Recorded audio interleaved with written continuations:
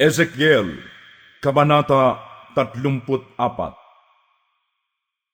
Sinabi sa akin ni Yahweh, Ezekiel, anak ng tao, magpahayag ka laban sa mga pinuno ng Israel. Sabihin mong ipinapasabi ko, nakatakda na ang parusa sa inyo, mga pinuno ng Israel. Sarili lamang ninyo ang inyong iniintindi at hindi ang mga tupa.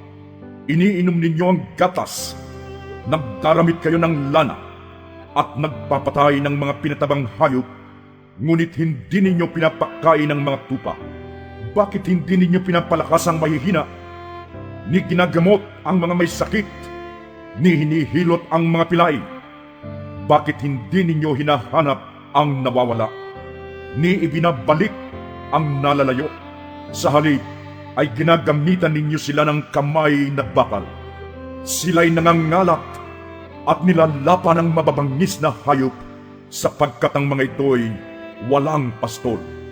Ang mga tupa ko'y nagkalat sa mga bundok, burol, at sa lahat ng panig ng daigdig, ngunit walang ibig humanap sa kanila.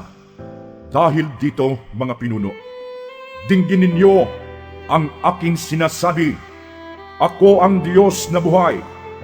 Ang mga tupa ko'y pinipinsala at nilalapan ng mababangis na hayop, sapagkat walang nangangalaga sa mga ito.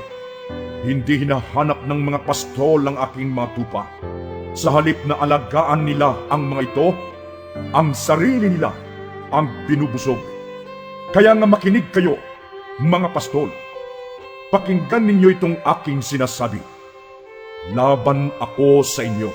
Pananagutan ninyo ang nangyayari sa aking mga tupa. Hindi ko na kayo gagawing pastol upang hindi na ninyo mabusog ang inyong sarili. Ilalayo ko sa inyong aking mga tupa at hindi na ninyo mapapakinabangan ang mga ito. Ito ang ipinapasabi ng Panginoong Yahweh.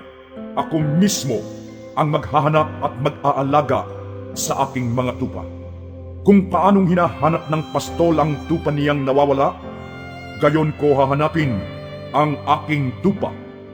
Kukunin ko sila saan man sila itinapon noong panahon ng kanilang kasamaan. Titipunin ko sila mula sa iba't ibang dako upang ibalik sa sarili nilang bayan. Doon ko sila aalagaan sa kaparangan ng Israel, sa tabi ng mga bukal ng tubig at sa magagandang pastulan. Aalagaan ko sila sa sariwang pastulan sa tahimik na kaburulan ng Israel. Mamamahinga sila sa sariwang pastulan at manginginain ng sariwang damo sa kaburulan ng Israel. Ako mismo ang magpapastol sa kanila at hahanap ng kanilang pahingahan.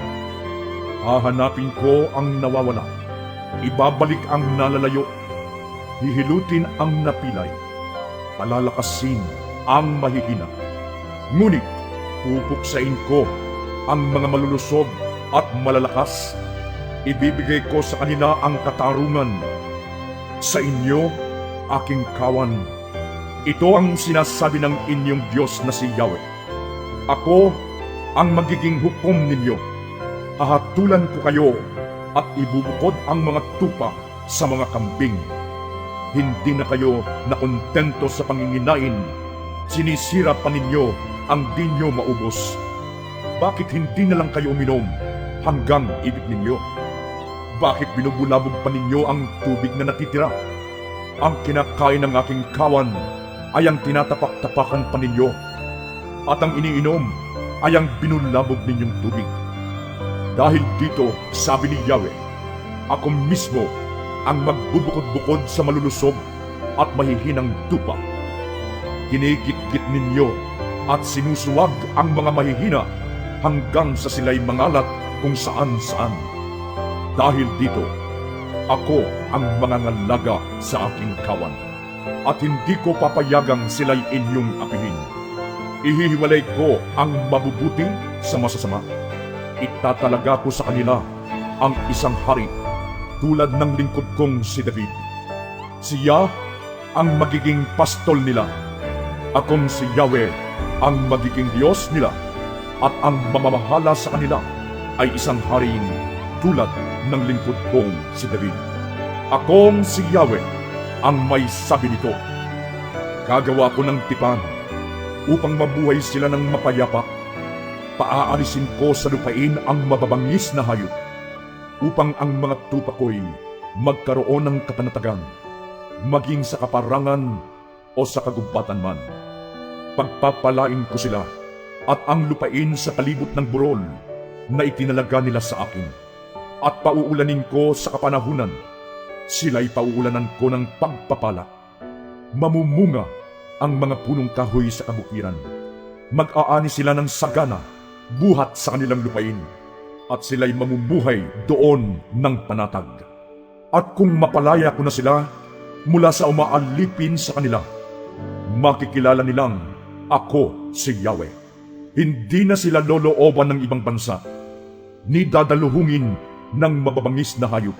Mamumuhay na sila ng matiwasay at payapa. Pag-aanihin ko sila ng sagana mula sa kanilang matabang lupain para hindi sila dumanas ng gutom ni kutyain ng ibang bansa. Malalaman ng lahat na ako ang nag-iingat sa Israel na aking bayan. Akong si Yahweh ang nagsabi nito. Kayo ang aking mga tupa sa aking pastulan. Ako ang inyong Diyos.